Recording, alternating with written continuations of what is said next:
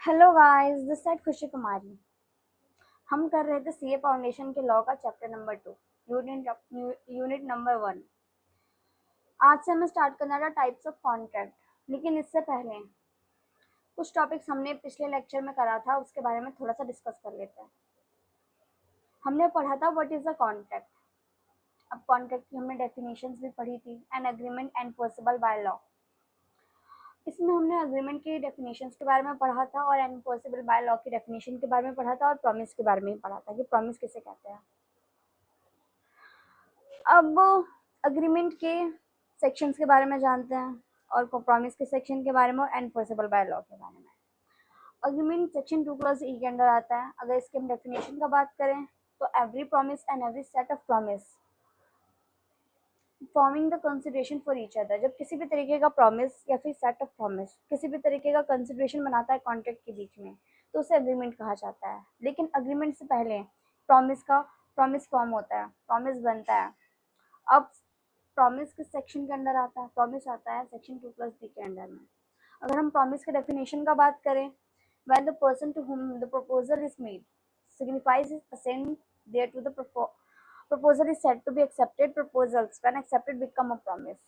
जब भी कोई प्रपोजल किसी भी तरीके का प्रपोजल बनाता है प्रपोजी के लिए, प्रपोजल देने के बाद जब वो प्रपोजी एक्सेप्ट कर लेता है, एक्सेप्ट करने के बाद जब उसके असेंट मिल जाती है प्रपोजल देने वाले को, तो वो प्रॉमिस बन जाता है, तो उसको प्रॉमिस कहा जाता है। अगर अग्रीमेंट का बात करें, अग्रीमेंट किस चीज़ से फुलफिलमेंट होता है अग्रीमेंट का? वो होता है offer plus acceptance plus consideration. ये तीनों चीज़ मिलकर अग्रीमेंट बनती है। और एनफोर्सिबिलिटी बाय लॉ का अगर हम बात करें तो इसका सीधा सीधा मतलब ये होता है intention to create legal relationship. ऐसी इंटेंशन से कॉन्ट्रैक्ट करना जो कि लीगल रिलेशनशिप बनाता हो, उसको एनफोर्सेबल बाय लॉ कहा जाता है। इसमें इसके आगे हमने पढ़ा था अग्रीमेंट और कॉन्ट्रैक्ट के डिफरेंसेस के बारे में। अग्रीमेंट के अगर हम मीनिंग का बात करें, कॉन्ट्रैक्ट की मीनिंग की बात करें, वो तो हम पढ़ ही चुके हैं। अग्रीमेंट का मीनिंग है every promise and every set of promise forming the consideration for each other. और अगर हम कॉन्ट्रैक्ट की बात करें, अग्रीमेंट एनफोर्सेबल बाय लॉ, इसके बारे में भी अभी हमने डिस्कस किया। इसके बाद अब आती है बात स्कोप की। अग्रीमेंट में वाइडर फॉर्म में होता है अग्रीमेंट। अग्रीमेंट तो कहीं पे भी किया जा सकता है, क्योंकि अग्रीमेंट लीगल और सोशल अग्रीमेंट दो तरीके के होते हैं। जो कि हम दुकान पे जाते हैं तो हम अगर बोलते हैं कि आप हम मुझे ये वाला सामान चाहिए इतने रुपए में, तो वहाँ पे भी अग्रीमेंट ही होता है और लीगल फॉर्म में होता है कॉन्ट्रैक्ट के बेस पे। और अगर हम कॉन्ट्रैक्ट की बात करें, इसका स्कोप काफ़ी ज़्यादा नैरो होता है, छोटा सा स्कोप होता है। और अगर हम लीगल ऑब्लिगेशन में अग्रीमेंट की बात करें तो it may be create legal obligation. इसमें शायद से बना सकता है legal obligation, but in a contract necessary होता है टू क्रिएट लीगल ऑब्लिगेशन। अगर हम अग्रीमेंट की नेचर का बात करें तो सारे के सारे अग्रीमेंट, ज़रूरी नहीं है कि कॉन्ट्रैक्ट हो, but in a contract all contracts are agreement. इसके बाद हमने पढ़ा था essentials of a valid contract. कुछ essentials of a valid contract जो कि एज पर सेक्शन 10 गिवन है और जो कि एज पर सेक्शन 10 में गिवन नहीं है, लेकिन वो भी बहुत ज़्यादा इम्पॉर्टेंट है। इसके बारे में भी हमने डिस्कस किया था। चलिए पहले हम डिस्कस करते हैं जो कि सेक्शन 10 में गिवन नहीं है, ऐसे एसेंशियल्स जो कि वैलिड कॉन्ट्रैक्ट को बनाने के लिए ज़रूरी है। पहले आता है टू पार्टीज़। किसी भी कॉन्ट्रैक्ट को बनाने के लिए टू पार्टीज़ का होना एसेंशियल ही है, बहुत ज़्यादा ज़रूरी है, क्योंकि कोई भी एक पर्टिकुलर इंसान किसी दूसरे इंसान के साथ ही कॉन्ट्रैक्ट कर सकता है, वो खुद के साथ ही कॉन्ट्रैक्ट नहीं कर सकता है। या फिर अगर कोई नेचुरल पर्सन ना हो तो किसी भी चीज़ का लीगल एग्जिस्टेंस होना बहुत ज़्यादा ज़रूरी है। लीगल एग्जिस्टेंस का मेरा मतलब है कंपनीज, यूनिवर्सिटीज़, इन सब का लीगल एग्जिस्टेंस होता है। ह्यूमन के बाद जो किसी चीज़ का लीगल एग्जिस्टेंस होता है वो है कंपनीज और यूनिवर्सिटीज़। तो ये चीज़ भी दिमाग में रखना बहुत ज़्यादा ज़रूरी है। इसके बाद हमने पढ़ा था parties must be intent to create legal relation obligations. Parties के बीच में इंटेंशन होना चाहिए कि वो कानूनी तौर पर ऐसे कॉन्ट्रैक्ट करे जो कि इलीगल फॉर्म में ना कन्वर्ट हो सके, लीगल ही रहें, उनकी ड्यूटीज लीगल रहें। इसमें हमने बाल्फोर वर्सेस बाल्फोर के बारे में भी पढ़ा था। बाल्फोर और बाल्फर वर्सेस बाल्फर बहुत ज़्यादा पॉपुलर केस है। बाल्फर वर्सेस बाल्फर में ये कहा गया है कि एक हस्बैंड होता है जो कि अपने वाइफ से प्रॉमिस करते हैं कि मैं तुम्हें हर मंथ तुम्हें कुछ अमाउंट भेजता रहूँगा अब्रॉड में रहकर। उनकी वाइफ भी बोलती है ठीक है, उन दोनों के बीच में प्रॉमिस हुआ होता है, प्रॉमिस से एग्रीमेंट बनता है। अब एक महीने में उनके हस्बैंड, एक ऐसा महीना आता है जिसमें उनके हस्बैंड उन्हें पैसे देना भूल जाते हैं, नहीं देते हैं, मना कर देते हैं कि मैं नहीं दे पा रहा हूँ। तो उनकी वाइफ उन पे स्यू कर देती है। देखो कैसी वाइफ है, स्यू कर देती है उन पे। स्यू करने के बाद जब कोर्ट में जाके इस बारे में डिस्कस होता है, तो कोर्ट के जो जज होते हैं वो बोलते हैं कि भाई बात बताइए आप, ये तो आपका डोमेस्टिक है, सोशल अग्रीमेंट है, सोशल अग्रीमेंट्स को हम लीगल फॉर्म में नहीं बना सकते हैं, तो इसलिए आपका जो ये सोशल अग्रीमेंट है किसी भी तरीके का लीगल रिलेशन बना ही नहीं रहा है, लीगल कॉन्ट्रैक्ट की फॉर्म में ये माना ही नहीं जाएगा। तो इसलिए बाल्फर वर्सेस बाल्फर का बहुत ज़्यादा इम्पोर्टेंट केस है जो कि बहुत ज़्यादा पॉपुलर भी है। और थर्ड पॉइंट था other formalities to be compiled with other certain cases. Formalities होना बहुत ज़्यादा ज़रूरी है। रिटर्न और स्पोकन फॉर्म में फॉर्मेलिटीज होना बहुत ज़्यादा ही ज़रूरी है, कंपल्सरी। अगर हम स्पोकन फॉर्म में अगर किसी भी तरीके का कॉन्ट्रैक्ट करते हैं तो हमारे पास उस चीज़ का रिकॉर्डिंग जैसे चीज़ें होनी चाहिए, एविडेंस होना चाहिए एक तरीके से कि हम बता सकें कि हम दोनों ने कॉन्ट्रैक्ट किया है। बट ज़्यादातर पर मान्य रिटर्न माना जाता है कि रिटर्न फॉर्म में कॉन्ट्रैक्ट होना बहुत ज़्यादा ज़रूरी है। अगर रिटर्न फॉर्म में कॉन्ट्रैक्ट हो रहा है तो ये मोस्ट वैल्यूएबल एविडेंस के फॉर्म में कन्वर्ट हो सकता है। अब फोर्थ पॉइंट होता है certainty of meaning. Certainty of meaning का मतलब है कि अगर हम किसी भी तरीके का कॉन्ट्रैक्ट कर रहे हैं तो उस पर सर्टेन होना, सर्टेन तौर पे समझना, निश्चित तौर पे समझना कि हम इसी चीज़ के बारे में बात कर रहे हैं, किसी भी तरीके की भ्रमित चीज़ें नहीं होनी चाहिए। अगर हम इसके एक एग्जाम्पल का बात करें तो मान लीजिए ए और बी है। ए ने बोला कि मैं तुम्हें अपनी एक कार बेचूंगा, बी ने भी बोला ठीक है, लेकिन ए के पास दो कार है, ब्लू और ब्लैक। अब बी को लगा कि इसके पास तो I think so black he car है, लेकिन ए बात कर रहा था ब्लू कार के बारे में। तो ये उन दोनों के बीच में नॉट वैग्यू जैसी कंडीशन आ गई है, प्रॉब्लम आ गई है। तो इस तरीके से उन दोनों के बीच में जब वो कॉन्ट्रैक्ट हो रहा होगा या फिर कॉन्ट्रैक्ट होने की कंडीशन होगी तब उन्हें पता जब चलेगा कि हाँ भाई जो हम दोनों ने कॉन्ट्रैक्ट किया वो सर्टेन ही नहीं था, हम दोनों ने समझा ही गलत। अब बात आती है पांचवें पॉइंट के बारे में, possibility of performance of an agreement. Possibility होना किसी भी कॉन्ट्रैक्ट का या फिर किसी भी तरीके का अग्रीमेंट का, जब पॉसिबिलिटी होना निश्चित ना हो तो उससे उससे बहुत बड़ी प्रॉब्लम हो सकती है कॉन्ट्रैक्ट के बीच में। तो इसलिए ये भी इंश्योर किया जाता है कि पॉसिबिलिटी हो। सपोज एक एग्जांपल के तौर पे समझाती हूँ मैं आपको। मान लीजिए ए बी से कॉन्ट्रैक्ट करता है कि ऐसा है तुम सी को लेके आओ, तभी मैं इस कॉन्ट्रैक्ट पे साइन करूंगी या फिर करूंगा, लेकिन सी का तो एग्जिस्टेंस ही नहीं है, वो सी मर चुका है। तो ये पॉसिबिलिटी ऑफ परफॉर्मेंस को बिल्कुल ही नकारता है। तो ऐसे कॉन्ट्रैक्ट बनाने चाहिए जो कि पॉसिबल हो सके। अब मरा हुआ इंसान भला जिंदा कैसे हो सकता है ना। चलिए अब बात आती है जो एज पर सेक्शन 10 में गिवन है, वो है ऑफर, एन एक्सेप्टेंस और एन अग्रीमेंट। क्योंकि ऑफर के बाद एक्सेप्टेंस होता है, एक्सेप्टेंस के बाद प्रॉमिस बनता है, प्रॉमिस बनने के बाद अग्रीमेंट बनता है। तो सिंपली हमें अग्रीमेंट के बारे में पढ़ना है। अग्रीमेंट में सबसे ज़्यादा इसेंशियल है वैलिड कॉन्ट्रैक्ट होना। किसी भी तरीके का वैलिड कॉन्ट्रैक्ट का होना बहुत ज़्यादा ज़रूरी होता है। चलिए अब सेकंड टॉपिक के बारे में पढ़ते हैं, फ्री कंसेंट के बारे में। किसी भी तरीके का अगर कॉन्ट्रैक्ट किया जाता है तो उसमें हमें ध्यान देना चाहिए कि फ्री कंसेंट हो, चाहे पार्टी ए की या फिर चाहे पार्टी बी की, दोनों में से किसी एक की या फिर दोनों की ही फ्री कंसेंट होना बहुत ज़्यादा ही ज़रूरी है। और उन दोनों को एड इडम जैसी प्रॉब्लम नहीं होनी चाहिए। एडिडम जैसी प्रॉब्लम ना होने की संभावना बिल्कुल नहीं होनी चाहिए। एडिडम का मतलब होता है same thing in the same sense. हमेशा कॉन्ट्रैक्ट होना same thing in the same sense में ही होना चाहिए किसी भी तरीके का कॉन्ट्रैक्ट। चलिए अब थर्ड टॉपिक पे पढ़ते हैं, capacity of the parties. Capacity of the parties का मतलब क्या होता है।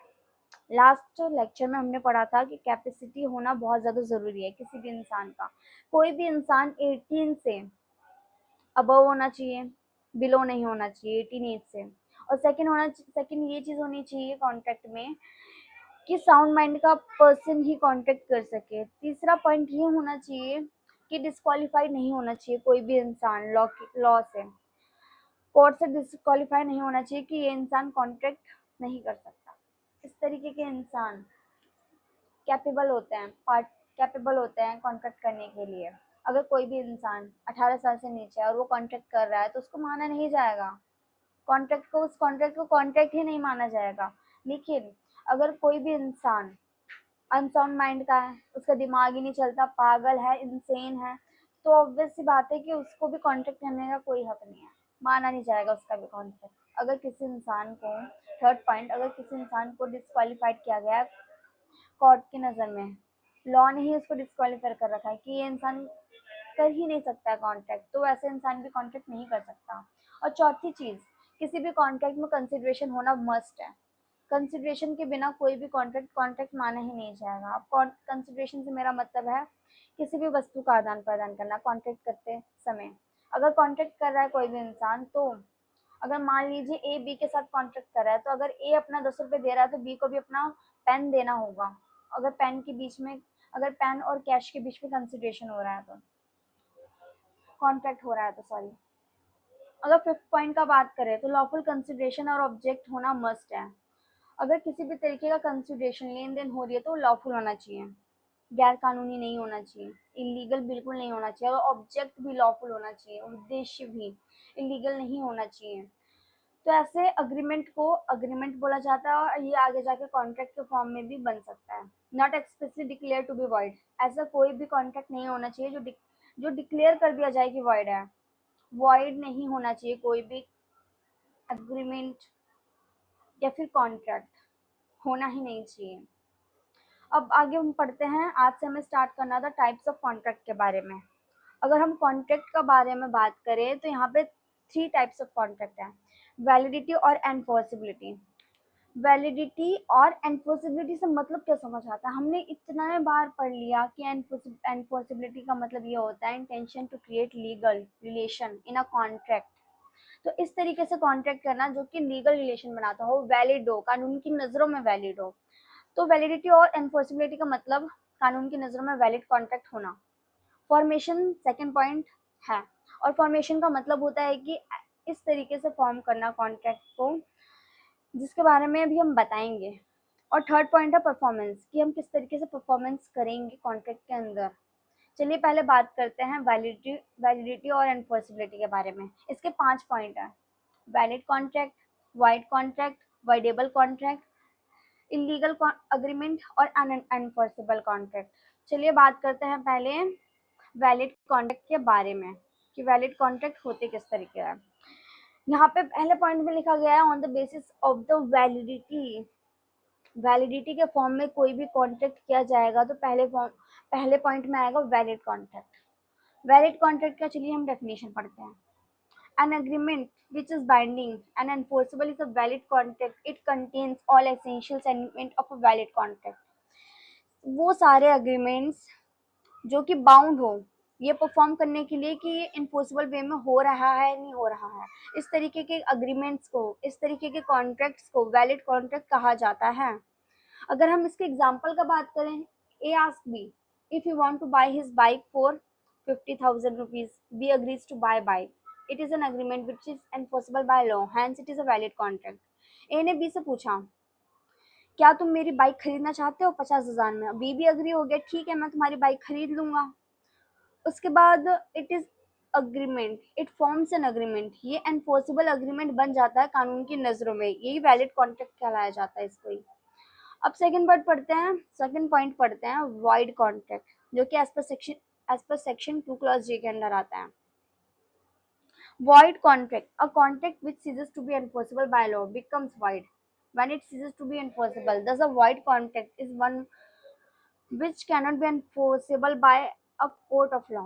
ऐसा कोई भी तरीके का कॉन्ट्रैक्ट जो स्टार्टिंग में तो वैलिड हो लेकिन आगे जाके किसी भी रीजन की वजह से वो वाइड हो जाता है, तो ऐसे को वाइड कॉन्ट्रैक्ट कहा जाता है। चलिए इसका एग्जाम्पल पढ़ के समझते हैं कि कहना क्या चाह रहा है। Mister X agrees to write a book with a publisher, such contract is valid, but after few days X dies in an accident. Here the contract become void due to the impossibility of performance of a contract. Thus, a valid contract when cannot be performed because of some uncalled happening becomes void. इसका मतलब ये है कि x agree हुआ B publisher के लिए किताब लिखने के लिए। इस एग्जाम्पल में बताया जा रहा है कि एक्स अग्री है पब्लिशर के लिए किताब लिखने के लिए, लेकिन कुछ समय बाद एक्स एक्स मर जाता है एक्सीडेंट में। एक्स के मर जाने के बाद जो वो एक्स ने कॉन्ट्रैक्ट किया था वो वॉइड के फॉर्म में कन्वर्ट इसलिए हो जाएगा क्योंकि किसी भी तरीके की अनकॉल्ड हैपनिंग की वजह से उसकी डेथ हो गई। अब डेथ होने के बाद जो कि कॉन्ट्रैक्ट उसी ने किया था, अब वो कॉन्ट्रैक्ट को परफॉर्म नहीं कर पाएगा, इस वजह से वो वाइड वाइड हो गया, वो कॉन्ट्रैक्ट ही वाइड हो गया। अब एग्जाम्पल नंबर 19 पढ़ते हैं। A contract with B owner of the factory for the supply of 10 tons of sugars, but before the supply is affected, the fire caught in the factory and everything was destroyed. Here the contract becomes void. अब इस example में कहा जा रहा है कि ए ने contract किया बी के साथ, बी है जो कि ओनर है फैक्ट्री का। अब बी ने बोला ठीक है मैं आपको 10 टन ऑफ शुगर सप्लाई कर दूंगा, बट कुछ समय बाद ऐसा होता है कि बी की फैक्ट्री में लग जाती है आग। अब ऐसा होने के बाद जिस फैक्ट्री में से वो शुगर सप्लाई करने वाला था वो फैक्ट्री ही जल गई। अब वो कॉन्ट्रैक्ट को परफॉर्म नहीं कर सकता, इस कंडीशन में वो कॉन्ट्रैक्ट वाइड हो जाता है। चलिए अब आगे पढ़ते हैं थर्ड पॉइंट, वॉइडेबल कॉन्ट्रैक्ट किसे कहते हैं। वॉइडेबल कॉन्ट्रैक्ट उसे कहता है, मैं पहले आपको समझा देती हूँ वॉइडेबल कॉन्ट्रैक्ट किसे कहते हैं। वॉइडेबल कॉन्ट्रैक्ट इस कॉन्ट्रैक्ट को कहते हैं जो कि किसी भी तरीके के धमकी देने ऐसी कंडीशंस में जब जोर जबरदस्ती से किसी भी तरीके के कॉन्ट्रैक्ट पे साइन करवाया जाता है, जो अग्रीव्ड पार्टी होती है, जिस पार्टी ने दुख सह करके उस कॉन्ट्रैक्ट पे साइन किया होता है, वो उस पर्सन पे डिपेंड होता है कि वो उस कॉन्ट्रैक्ट के बारे में सोचकर चुप रहेगा, अपनी जान के बारे में सोचकर चुप रहेगा, वो कोर्ट पे नहीं जाएगा, तो उसे एनफोर्सेबल बाय लॉ बनाया जा सकता है। बट इफ वो एक्शन लेता है, इफ अग्रीव्ड पार्टी एक्शन लेता है इस कंडीशन पे, तो वो कोर्ट में जाएगा, इस बारे में डिस्कस करेगा और सजा दिलवा सकता है उस इंसान को जिस इंसान ने उसे जोर जबरदस्ती से किसी भी तरीके के कॉन्ट्रैक्ट पे साइन करवाया है। तो चलिए अब इसके बारे में पढ़ते हैं। Voidable contract as given in section 2 clause I. इसका डेफिनेशन का बात करें तो an agreement which is enforceable by law, ऐसा अग्रीमेंट जो कि कानून की नजरों में एनफोर्सेबल है at the option of one और मोर पार्टीज। ये ऑप्शन है, डिपेंड करता है उस पार्टी पे, अग्रीव्ड पार्टी पे, कि वो किसी भी तरीके का एक्शन लेगा या नहीं लेगा। अगर वो एक्शन लेता है तो वैलिड हो जाता है कॉन्ट्रैक्ट, सॉरी, अगर वो एक्शन लेता है तो वाइड हो जाता है कॉन्ट्रैक्ट। अगर वो एक्शन नहीं लेता है तो वो वैलिड कॉन्ट्रैक्ट के फॉर्म में सामने आ सकता है। तो चलिए इसके कुछ सिचुएशंस है उसके बारे में पढ़ते हैं, वॉइडेबल कॉन्ट्रैक्ट के सिचुएशंस के बारे में। पहला पॉइंट है when the consent of the party is not free, is caused by corrosion, undue influence, misrepresentation और फ्रॉड। अगर किसी भी तरीके की फ्री कंसेंट नहीं है, फ्री कंसेंट मतलब कि सहमति, अग्रीव पार्टी जैसे जो कि पार्टी साइन करने वाली है उसकी सहमति नहीं है, कोरिजन जोर जबरदस्ती, धमकी देकर या फिर मिस रिप्रेजेंटेशन कुछ फ्रॉड कर कर अगर किसी भी तरीके के कॉन्ट्रैक्ट पे साइन करवाया जाता है तो उस तरीके के कॉन्ट्रैक्ट को वॉइडेबल कॉन्ट्रैक्ट कहा जाता है। एग्जाम्पल नंबर 20 से हम समझते हैं। X promise to sell his scooter to Y for 1 lakh, however the consent of x has been procured by y at the gunpoint। अब देखिए इस पॉइंट से, इन दो लाइनों से हमें सब समझ में आ रहा है कि एक्स ने प्रॉमिस किया वाई से कि ऐसा है मैं तुम्हें 1 लाख में अपनी गाड़ी बेचूंगा। उसके बाद the consent of X has been procured, X से जोर जबरदस्ती से साइन करवाया गया। X is an aggrieved party, X हो गई अग्रीव्ड पार्टी, वो पार्टी जिस पार्टी ने सहकर किसी भी कॉन्ट्रैक्ट पे साइन किया। द कॉन्ट्रैक्ट वाइडेबल, उस कंडीशन में ये कॉन्ट्रैक्ट वाइडेबल माना जाएगा क्योंकि ये एक्स पे डिपेंड करता है कि वो वाई के खिलाफ किसी भी कोर्ट में गवाही देगा या नहीं देगा। अगर वो वाई के खिलाफ किसी भी कोर्ट में गवाही देता है तो उस कॉन्ट्रैक्ट को वाइड बना दिया जाएगा जो उन दोनों के बीच में हुआ है। अगर वो कॉन्ट्रैक्ट के खिलाफ जो कि वाई ने जोर जबरदस्ती से साइन करवाया है, किसी भी तरीके की गवाही नहीं देता, घर बैठ जाता है डर करके, तो वो वैलिड कॉन्ट्रैक्ट माना जाएगा, क्योंकि ये पूरा का पूरा डिपेंड करता है एक्स पर। चलिए अब सेकंड पॉइंट के बारे में पढ़ते हैं। When a person promise to do something for another person but the other person prevent him for performing his promise, the contract becomes voidable at the option of first person. अगर मान लीजिए किसी भी तरीके का, अगर कोई पर्सन प्रॉमिस कर रहा है कि हाँ मैं ये इस तरीके का हम आगे जा करके कॉन्ट्रैक्ट करेंगे, बट जब वो कॉन्ट्रैक्ट करने का समय आता है तो उस कॉन्ट्रैक्ट करने के समय पे कोई एक पार्टी मुकर जाती है कि भाई अब मेरा मन नहीं है किसी भी तरीके का कॉन्ट्रैक्ट करने का, तो इसलिए मैं कॉन्ट्रैक्ट नहीं कर रहा। कॉन्ट्रैक्ट बनने से पहले कॉन्ट्रैक्ट के लिए मना कर देना, इस तरीके के कॉन्ट्रैक्ट्स को भी वाइडेबल कॉन्ट्रैक्ट्स कहा जाता है। चलिए एग्जांपल नंबर 21 से समझते हैं, सही तरीके से और ज़्यादा समझते हैं। There is a contract between A and B, A और बी के बीच में कॉन्ट्रैक्ट होने की बात हुई है कि ए का ए सेल करेगा कार बी को 2 लाख में, लेकिन जब वो परफॉर्मेंस करने का डेट आता है तो ए मुकर जाता है। ए बी को बोलता है कि ऐसा है मैं अपनी कार नहीं बेचना चाहता, तो इस कंडीशन पे कॉन्ट्रैक्ट वॉइडेबल हो जाता है। समझ में आया? चलिए अब थर्ड पॉइंट पे आते हैं। When a party to a contract promised to perform a work within a specific time could not perform within the time, the contract is voidable at the option of promise. अगर किसी भी तरीके की parties contract करती हैं, अगर एक party दूसरी पार्टी से बोलती है कि ऐसा है कि इस टाइम तक मैं आपका ये काम कर दूंगा, बट उस टाइम पे काम ना करने के बाद जब वो डिले हो जाता है काम, जब वो कॉन्ट्रैक्ट के टाइम से डिले काम करता है, तो उसको भी वॉइडेबल कॉन्ट्रैक्ट के फॉर्म में माना जाता है। इसको सही तरीके से समझने के लिए हम एग्जांपल नंबर 22 देखते हैं। A agrees to construct a house for B up to 31/3/2022, but A could not complete the house on the date. Here the contract is voidable at the option of B. A agree हो जाता है, construct ए agree होता है कि मैं आपके लिए आपका घर बनाऊंगा बी के लिए 31/3/2022 तक मैं आपका घर बना करके रेडी कर दूंगा, बट ए उस टाइम तक, जिस टाइम की उसने डेट दे रखी है, उस टाइम तक वो घर नहीं बना पाता है, तो इस कंडीशन पर भी कॉन्ट्रैक्ट वॉइडेबल माना जाता है। चलिए अब यहाँ आगे देखते हैं क्या पूछा जा रहा है। यहाँ पूछा जा रहा है वॉइड कॉन्ट्रैक्ट और वॉइडेबल कॉन्ट्रैक्ट किसे कहा जाता है। Void contract and voidable contract. अगर हम वाइड कॉन्ट्रैक्ट की मीनिंग के बारे में बात करें, a contract ceases to be enforceable by law becomes void when it ceases to be enforceable. अगर किसी भी तरीके का कॉन्ट्रैक्ट जब शुरुआती दौर में लीगल होता है, लेकिन किसी भी तरीके के अनकॉल्ड हैपनिंग की वजह से जब वह परफॉर्म करने के लायक नहीं रहता है, तो उसको वाइड कॉन्ट्रैक्ट कहा जाता है। अगर हम वाइडेबल कॉन्ट्रैक्ट की मीनिंग के बारे में बात करें, an agreement which is enforceable by law at the option of the one or more of the parties but not at the options of the other or others is a voidable contract।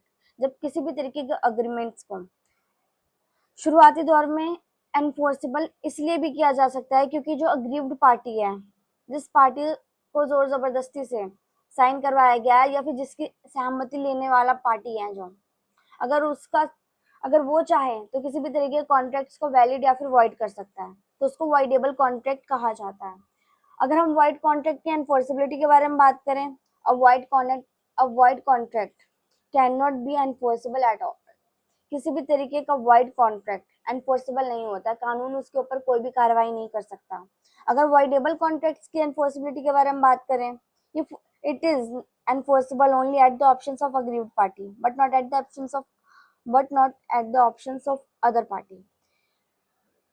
जो voidable contract होता है ये fully depend होता है aggrieved party के options पे कि क्या वो वैलिड कॉन्ट्रैक्ट करार कर पाएगा किसी भी तरीके के कॉन्ट्रैक्ट पे जिस पर उसने जबरदस्ती असेंट दी है, या फिर वॉइड कर पाएगा। तो बस यही बात है। अगर हम वाइड कॉन्ट्रैक्ट के कॉजेस के बारे में बात करें, contract becomes void due to change in law और चेंज इन सर्कमस्टांसेस। अगर किसी भी तरीके के कॉन्ट्रैक्ट्स को अगर हम वॉइड करते हैं या फिर वॉइड मान लिया जाता है, मान लीजिए किसी भी तरीके का कॉन्ट्रैक्ट जब शुरुआती दौर में हो रहा है तो वो लीगल है, but in the change of law अगर गवर्नमेंट उसी समय पर किसी और तरीके का ऐलान कर देती है जो कि उस कॉन्ट्रैक्ट के बेस पे, जो कि उस कॉन्ट्रैक्ट से रिलेटेड होता है, तो ऐसे कॉन्ट्रैक्ट्स को भी वॉइड कर दिया जाता है। अगर हम वॉइडेबल कॉन्ट्रैक्ट के कॉजेज के बारे में बात करें, a contract becomes a voidable contract if the consent of a party was not free. अगर वॉइडेबल कॉन्ट्रैक्ट्स के बारे में बात करें, ये तभी हो सकता है, इसमें सभी दिक्कत आ सकती है जब कंसेंट ऑफ द पार्टी, जब किसी भी पार्टी की सहमति फ्री ना हो, जोर जबरदस्ती से किसी भी तरीके के कॉन्ट्रैक्ट पे जब साइन करवाया जाता है तो उसको बोला जाता है कंसेंट इज नॉट फ्री। अगर हम वाइड कॉन्ट्रैक्ट के परफॉर्मेंस के बारे में बात करें, a wide contract can not be perform, wide contract perform नहीं किया जा सकता।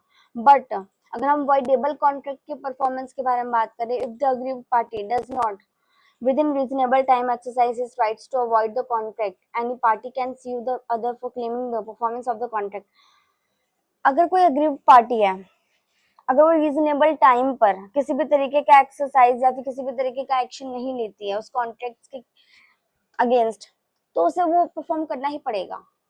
और जिस पार्टी ने उससे जबरदस्ती साइन करवाया या फिर जबरदस्ती सामने वाले की असेंट लिया, वो उसके लिए क्लेम के लिए भी बोल सकता है।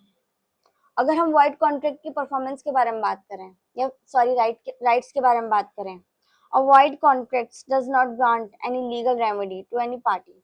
वाइड कॉन्ट्रैक्ट्स के लिए ऐसी कोई लीगल रेमेडी नहीं है, कोई सुझाव लॉ देता ही नहीं है। या फिर कोर्ट में भी जाते हैं इस तरीके के केस लेके, तो कोर्ट बोलता है कि ऐसा है, ये वाइड कॉन्ट्रैक्ट है, इसको हम नहीं मान सकते। अगर हम वॉइडेबल कॉन्ट्रैक्ट्स के बारे में बात करें, the party whose consent was not free has right to resign the contract within a reasonable time।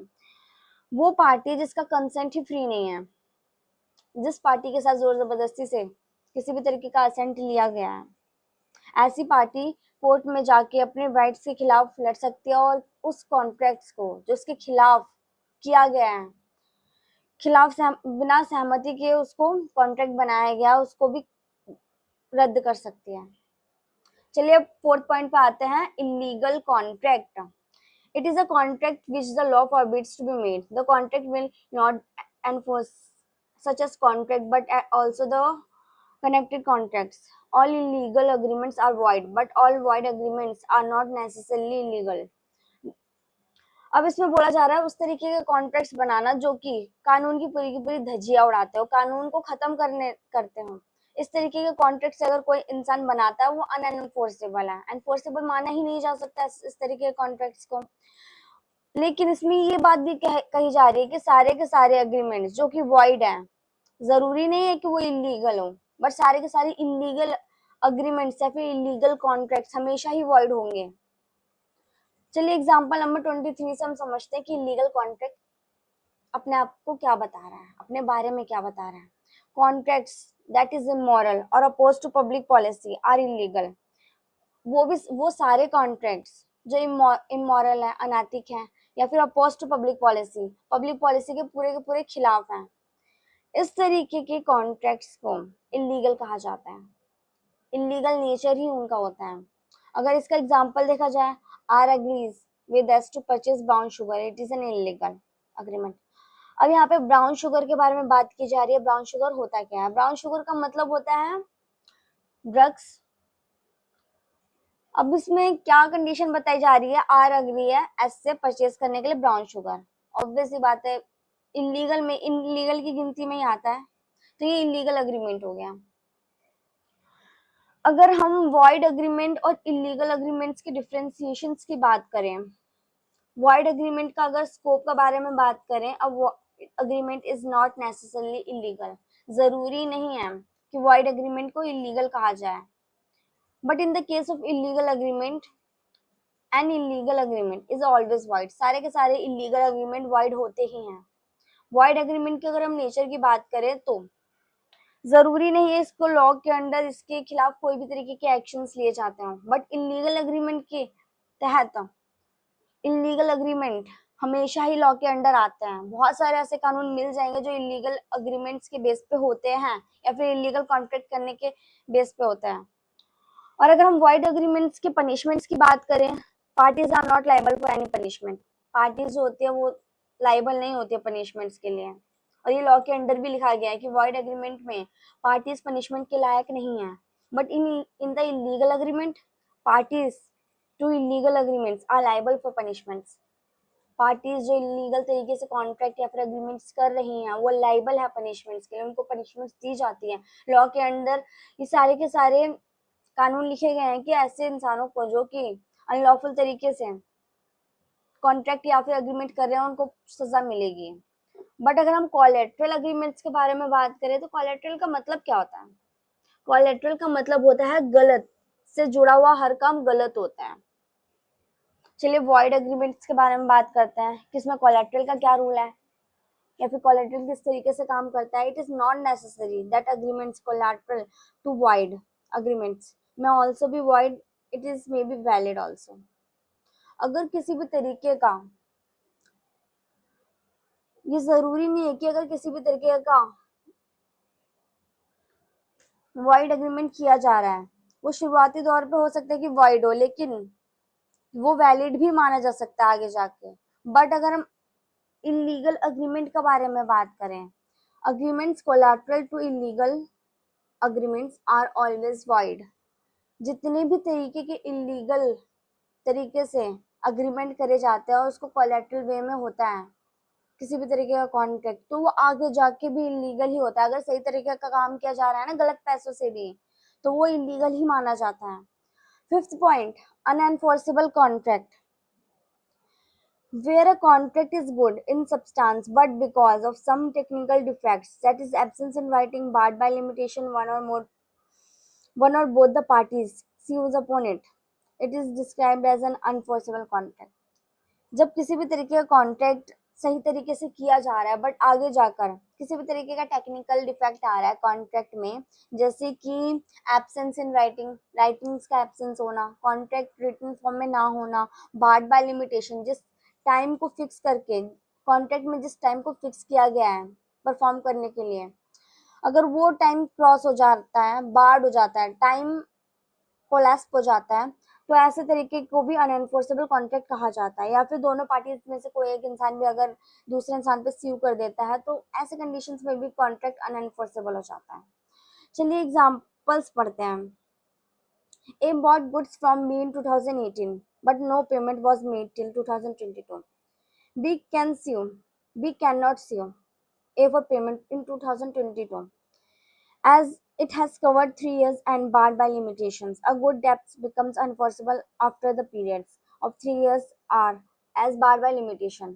अब इसमें एग्जाम्पल में कहा जा रहा है कि ए ने बी से गुड्स खरीदे 2018 में, लेकिन बी ने पेमेंट नहीं की, लेकिन 2018 में उसने गुड्स बेचे, उसके बाद जाकर के 2022 में वो पैसे के लिए बोल रहा है कि मुझे अपने पैसे दे दो, मुझे मेरे पैसे दे दो जिसकी तुमने सामान खरीदे हैं। अगर वो उसके ऊपर स्यू भी करता है ना बी पर, तब भी वो अपने पैसे रिकवर नहीं करवा सकता।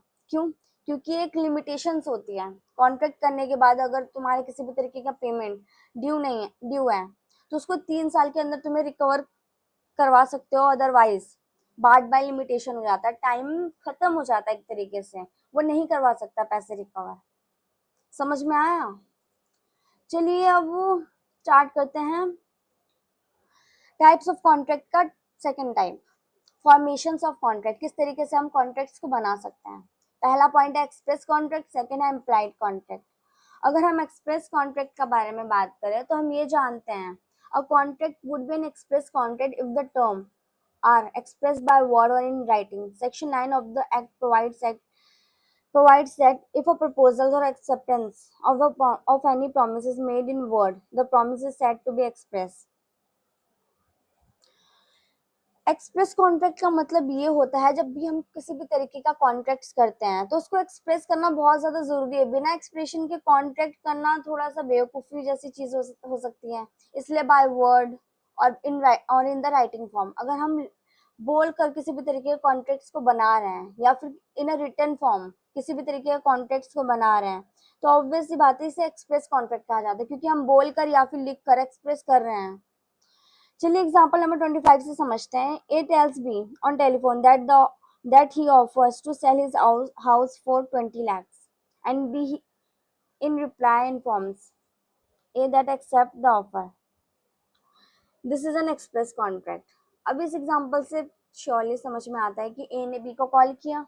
बी को कॉल करने के बाद ए कह रहा है कि ऐसा है, मैं अपना घर बेचना चाहता हूँ 20 लाख में, और बी ने भी कॉल पर ही रिप्लाई किया, ठीक है मैं एक्सेप्ट करता हूँ आपके ऑफर को. तो इसको एक्सप्रेस कॉन्ट्रैक्ट कहा जाता है जो कि बाय वर्ड है.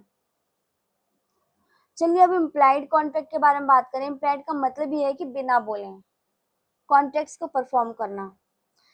इसका डेफिनेशन के बारे में पढ़ते हैं. Implied contract in contracts come into existence by implications. ऐसे कॉन्ट्रैक्ट्स जो वर्ड जिसका वर्ड्स का कोई मतलब नहीं है या फिर रिटन फॉर्म का भी कोई मतलब नहीं है, बट उसको इम्प्लीकेशन वो तभी माना जाता है जब वो किसी भी तरीके का कॉन्ट्रैक्ट तभी माना जाता है जब हम किसी भी तरीके का एक्शन करते हैं. एक्शन करने के बाद ही समझ आता है कि भाई ये इंसान इस कॉन्ट्रैक्ट में आ चुका है. Most often the implication by actions of conduct of the parties course of dealings between them. हरकतें बताती है इंसान की. जब किसी भी तरीके का कॉन्ट्रैक्ट होता है, अगर सामने वाला सहमति दे रहा है तो वो भी शांत रहेगा, लेकिन उसके अलावा जो सामने वाला पर्सन जो कॉन्ट्रैक्ट होने की शुरुआत एक तरीके से कॉन्ट्रैक्ट अगर स्टार्ट किया जाता है तो कोई एक ऑफर देने वाला होता है और सामने वाला उसके कंसेंट देने वाला होता है. जब ये दोनों शांति से की जा रही हो ना तो उसको इम्प्लाइड कॉन्ट्रैक्ट कहा जाता है. चलिए एग्जांपल नंबर 26 से समझते हैं. Where a coolie in uniform picks up the luggage of A to be carried out of the railway station without being asked by A, and A allows him to do so. It is an implied contract. A must pay for service for of the coolie detailed by him. अब इसमें कहा जा रहा है कि coolie है और एक ए है. ए खड़ा है प्लेटफॉर्म पे और कूली आता है अपने यूनिफॉर्म पे. यूनिफॉर्म में वो लगेज उठाता है बिना बोले और ट्रेन की तरफ लेके जाता है, और ए भी है बिना कुछ बोले उसके पीछे पीछे पीछे पीछे चल देता है. तो इसका मतलब ये है कि कूली है वो सब परमिशन ले चुका है, परमिशन ले रहा है, और ए है ए ने अपना असेंट दे दिया है बिना कुछ बोले उसके पीछे चलकर. तो ए लाइबल है उसको पे करने के लिए. बिना बोले सामने वाले ने उसका असेंट लिया और बिना बोले ए ने अपना असेंट दे दिया. अगर एग्जांपल नंबर 27 की बात करें. A drinks coffee in restaurant. There is an implied contract that he should pay for the price of coffee. A ने कॉफी पी रेस्टोरेंट में, तो ये एक इम्प्लाइड कॉन्ट्रैक्ट हो चुका, क्योंकि अगर बिना बोले भी अगर वो कॉफी पीता है तो वो लाइबल है कॉफी के लिए पे करने के लिए. बट इफ हम टैसिट कॉन्ट्रैक्ट के बारे में बात करें तो टैसिट का मतलब ही होता है silent. The word tacit means silent. Tacit contracts are those that are inferred through the contract of the parties without any word spoken or written. Tacit वो कॉन्ट्रैक्ट होते हैं जो कॉन्ट्रैक्ट बनने से पहले ना विदाउट स्पोकन और without in a written form किए जाते हैं, उसको टैसिट कॉन्ट्रैक्ट कहा जाता है. जैसे कि हम एटीएम मशीन में जाते हैं. एटीएम का फुल फॉर्म बता देती हूँ, ऑटोमेटिक टेलर मशीन. अगर हम एटीएम में जाते हैं तो ऑब्वियस सी बात है हम वहाँ पे कुछ बोलना नहीं पड़ रहा है किसी और को कि ऐसा है क्या मैं मुझे पैसे चाहिए, या फिर सामने वाला भी अपनी असेंट नहीं दे रहा है. कोई भी इंसान एटीएम जाता है, जो फॉर्मेलिटीज होती है वो करता है. इससे ये पता चलता है कि ऐसा है कि वो इंटरेस्टेड है. और एटीएम मशीन भी उसको जितना अमाउंट वो चाहता है उतना अमाउंट उसे दे करके हट जाती है. एटीएम मशीन का भी कंसेंट हो जाता है. और जो इंसान है जो एटीएम मशीन पे जा रहा है फॉर द मनी, वो भी अपने इंटरेस्ट से ही जा रहा है. चलिए अब बात करते हैं क्वाजी कॉन्ट्रैक्ट के बारे में कि क्वाजी कॉन्ट्रैक्ट होता क्या है. A quasi contract is not an actual contract but is resembles a contract. जो क्वाजी कॉन्ट्रैक्ट होता है असलियत में वो कॉन्ट्रैक्ट नहीं होता है, बट उसको कॉन्ट्रैक्ट के फॉर्म में देखा जाता है. The law created an enforceable legal rights and obligations when no real contract exist. इसमें देखा जाए तो किसी भी तरीके का रियल कॉन्ट्रैक्ट एग्जिस्ट करता ही नहीं है, बट ये ऑब्लिगेशन ये एक तरीके से ड्यूटी होती है इंसान की, उसको क्वाजी कॉन्ट्रैक्ट के वर्ड में कह दिया जाता है कि इसे क्वाजी कॉन्ट्रैक्ट कहा जाता है. ठीक है, चलिए एग्जांपल नंबर 28 से समझते हैं. Obligations of finder of lost goods to return them to the true owners, or liability of the person to whom money is paid under mistakes to repay it back cannot be said to arise but out of the contract even in its remotest sense, as there is neither offer and acceptance nor consent. This is said to be quasi contract.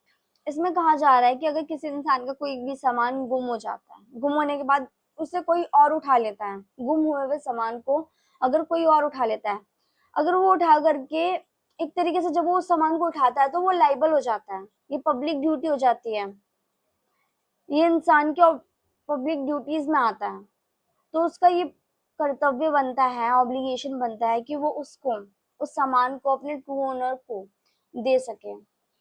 अगर मान लीजिए, चलिए example देते हैं कि बिट्टू है, बिट्टू से सामान उसका खो जाता है और वो मिलता है बिट्टी को। अगर बिट्टू को उसका सामान मिलता है, सामान मिलने के बाद बिट्टी है, उसको ढूंढने के लिए जितना भी खर्चा लगता है, टैक्सी हो गया, रेस्टोरेंट हो गया, उसको उसका सामान पहुंचाने के लिए जितना भी खर्चा लगता है, अगर वो इसको मांगती है तो वो नहीं माना जाएगा,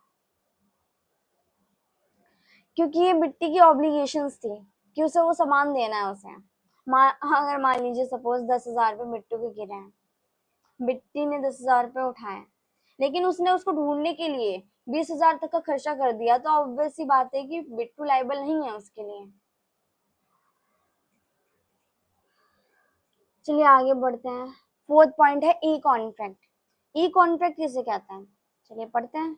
When a contract is entered into by two or more parties using electronic means such as email is known as e-commerce contract, in which electronic commerce different parties person create networks which is linked to the network through electronic data interchange. This help in doing business transaction using electronic mode. जब किसी भी तरीके के contracts को electronic mode में किया जाता है तो इसको ई कॉन्ट्रैक्ट कहा जाता है। इस तरीके के कॉन्ट्रैक्ट्स करना जिसमें दोनों पार्टीज इलेक्ट्रॉनिक वे में कॉन्ट्रैक्ट्स कर रही हैं, जैसे कि ईमेल के जरिए कर रही हैं किसी भी तरीके का कॉन्ट्रैक्ट्स, अगर दोनों पार्टीज लिंक्ड है, मतलब जिस भी तरीके का कॉन्ट्रैक्ट कर रही हैं और वो कॉन्ट्रैक्ट लिंक्ड है नेटवर्क से, तो उसको इलेक्ट्रॉनिक कॉन्ट्रैक्ट कहा जाता है, ई कॉन्ट्रैक्ट कहा जाता है मतलब कि। और थर्ड टाइप कॉन्ट्रैक्ट का परफॉर्मेंस ऑफ कॉन्ट्रैक्ट। पहला टाइप है एग्जीक्यूटिव कॉन्ट्रैक्ट, दूसरा है एग्जीक्यूटिव कॉन्ट्रैक्ट। एग्जीक्यूटिव कॉन्ट्रैक्ट में यूनिलैटरल और बायलैटरल कॉन्ट्रैक्ट्स आते हैं। तो चलिए पहले एग्जीक्यूटिव कॉन्ट्रैक्ट के बारे में बात करते हैं। The consideration in a given contract could be an act और forbearance. When the act is done executed of the forbearance or bought on record, then the contract is in executed contract. जब भी किसी तरीके का contract done हो जाता है, contract हुआ और डन भी हो गया, तो उसको एग्जीक्यूटेड कॉन्ट्रैक्ट कहा दिया जाता है। और उसका रिकॉर्ड भी होता है, जब भी किसी तरीके का कॉन्ट्रैक्ट किया जाता है, जब उसका रिकॉर्ड भी होता है तो उसको भी एग्जीक्यूटेड कॉन्ट्रैक्ट कहा जाता है। अगर एग्जांपल देखें एग्जीक्यूटेड कॉन्ट्रैक्ट का, बहुत ज्यादा सिंपल है। When a grocer sells a sugar on a cash on payment, it is an executed contract because both have done their own obligations and duties. जब भी इसका मतलब है कि ग्रोसर सेलर ने शुगर बेचा किसी इंसान को कैश ऑन पेमेंट, उसने शुगर बेच दिया, उसने पेमेंट कर दी, दोनों का ऑब्लिगेशंस एंड ड्यूटीज वहीं पर खत्म हो जाता है और दोनों ने अपना काम और अपने कॉन्ट्रैक्ट्स को डन कर दिया उसी समय पे, तो उसको एग्जीक्यूटिव कॉन्ट्रैक्ट कहा जाता है। अगर सेकंड पॉइंट का बात करें तो वो एग्जीक्यूटिव कॉन्ट्रैक्ट, और इसका डेफिनेशन पढ़ते हैं। It is an executive contract that record is reciprocal promise or obligations. Such consideration is to be performed in future only. Therefore, these contracts are described as an executory contracts. जब किसी भी तरीके का contract किया जाता है, एक party ने अगर कॉन्ट्रैक्ट परफॉर्म कर दिया लेकिन दूसरी पार्टी है या फिर दूसरी पार्टी ने जब भी किसी भी तरीके का टाइम मांगा कि ऐसा है मैं अभी कॉन्ट्रैक्ट परफॉर्म नहीं कर सकता, कुछ समय बाद कॉन्ट्रैक्ट परफॉर्म करूंगा, या फिर दोनों ही पार्टी दोनों अपने कॉन्ट्रैक्ट्स को परफॉर्म करने के लिए अभी भी लायबल हैं, उन्होंने अभी तक नहीं किया है, तो उसको एग्जीक्यूटिव कॉन्ट्रैक्ट कहा जाता है। चलिए यहाँ पे एग्जांपल नंबर 31 से समझते हैं कि एग्जीक्यूटिव कॉन्ट्रैक्ट होता क्या है। Where G agrees to take the tuitions of H pre engineering student from the next month, H is consideration promised to pay G ₹1000 per month. The contract is executory contract because of yet to be carried out. इसका मतलब है ये है कि मान लीजिए जी है, जी एक ट्यूशन टीचर है और एक स्टूडेंट है। एक स्टूडेंट ने बोला ऐसा मैं आपके यहाँ पे ट्यूशन लेना चाहता हूँ, मैं आपको हर मंथ ₹1000 पे करूंगा। इसमें ट्यूशन टीचर जी ने भी अभी तक अपना कॉन्ट्रैक्ट परफॉर्म नहीं किया है और एच ने जो कि स्टूडेंट है उसने भी अभी तक पेमेंट नहीं की है ₹1000। तो दोनों का काम जो दोनों के अभी तक उन्होंने प्रॉमिस कर लिया, अग्रीमेंट बना लिया, लेकिन उनका अभी भी कॉन्ट्रैक्ट परफॉर्म होना बाकी है, तो उसको एग्जीक्यूटिव कॉन्ट्रैक्ट कहा जाता है। अब एग्जीक्यूटिव में पार्ट्स होते हैं, एक यूनिलैटरल एक बायलैटरल कॉन्ट्रैक्ट। यूनिलैटरल कॉन्ट्रैक्ट के बारे में अगर हम समझे तो unilateral contract is one sided contract in which one party has performed his duty or obligations and other parties obligation is outstanding। इसमें कहा जा रहा है यूनिलैटरल कॉन्ट्रैक्ट उस तरीके के कॉन्ट्रैक्ट्स को कहा जाता है जो कि वन साइडेड कॉन्ट्रैक्ट डन होता है। दो पार्टीज में से किसी एक पार्टी ने अपना काम कर दिया, अपने ड्यूटीज एंड अपने ऑब्लिगेशंस को परफॉर्म कर दिया, बट अभी भी एक पार्टी है जिसने अभी तक कॉन्ट्रैक्ट को परफॉर्म नहीं किया है। चलिए एग्जांपल नंबर 32 से समझते हैं कि इसका मतलब क्या। M advertise payment of award of ₹50,000 to anyone who find his missing boy and bring him as soon as we trace the boy. There comes into existence an executed contract because B has performed his shares of obligations. It remains for M to pay the amounts of rewards to B. The types of executed contract is also unilateral contract। यहाँ पे M है जिसने advertise किया कि ऐसा है मेरे गुमे हुए बेटे को जो भी कोई ढूंढ के लेके आएगा उसको मैं ₹50,000 एज ए रिवॉर्ड दूंगा।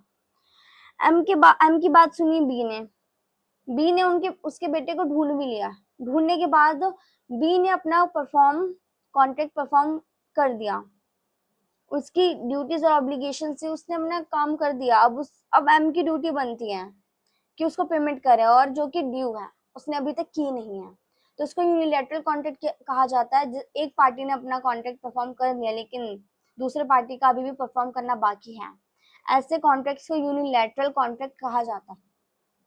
चलिए अब बायलैटरल कॉन्ट्रैक्ट को देखते हैं कि बायलैटरल कॉन्ट्रैक्ट कहते किसे हैं। बायलैटरल कॉन्ट्रैक्ट उस तरीके के contracts A bilateral contract is one which is in which where the obligations or promise it's outstanding on the part of the both the parties। जब भी किसी भी तरीके का कॉन्ट्रैक्ट किया जाता है, जब किसी भी तरीके के कॉन्ट्रैक्ट में दोनों पार्टी को अपने ड्यूटीज और ऑब्लिगेशंस फुलफिलमेंट करने की जरूरत है, तो ऐसे कॉन्ट्रैक्ट्स को बायलैटरल कॉन्ट्रैक्ट कहा जाता है। अगर एग्जांपल नंबर 33 देखा जाए एज अ बायलैटरल कॉन्ट्रैक्ट तो समझेंगे। A promised to sell his plot to B for 10 lakh cash down, but B pays only 2,50,000 as earnest money and promised to pay the balance on next Sunday. On the other hand, A gives the possessions of plot of B and promises to execute it at sale deed. On the receipt of the whole amounts, the contracts between A and B is executed because there remains something to be done on both sides. Executory contracts are also known as bilateral contract। जो executory contracts होता है, हमने जैसे कि executory contract में पढ़ा कि दोनों sides में दोनों parties को अभी contracts में perform करना बाकी है, उसी तरीके से bilateral contract में example नंबर 33 में हमने ये समझा है कि A ने promise किया B को कि मैं तुम्हें अपना plot बेचूंगा। B ने बोला ठीक है मैं 10 लाख में खरीद लूंगा, लेकिन B ने अभी तक 2.5 लाख रुपए तक का ही पेमेंट कर रखा है, अभी उसको बाकी का पेमेंट करना है। उसने बोला कि मैं तुम्हें संडे को पेमेंट करूंगा और ए ने भी बोला ठीक है तुम जब संडे को पेमेंट कर देना पूरा तो मेरा प्लॉट ले लेना तुम। तो देखा जाए तो ए ने भी अभी तक अपना प्लॉट नहीं दिया है और बी ने भी अभी तक अपनी पूरी पेमेंट नहीं दी है, अभी तक वो एग्जीक्यूटिव वे में है, अभी तक वो होगा आगे जाके, तो उसको बायलैटरल कॉन्ट्रैक्ट कहा जाता है। समझ में आया? चलिए बाकी का हम स्टार्ट करेंगे कल से। Thank you so much for listening my video।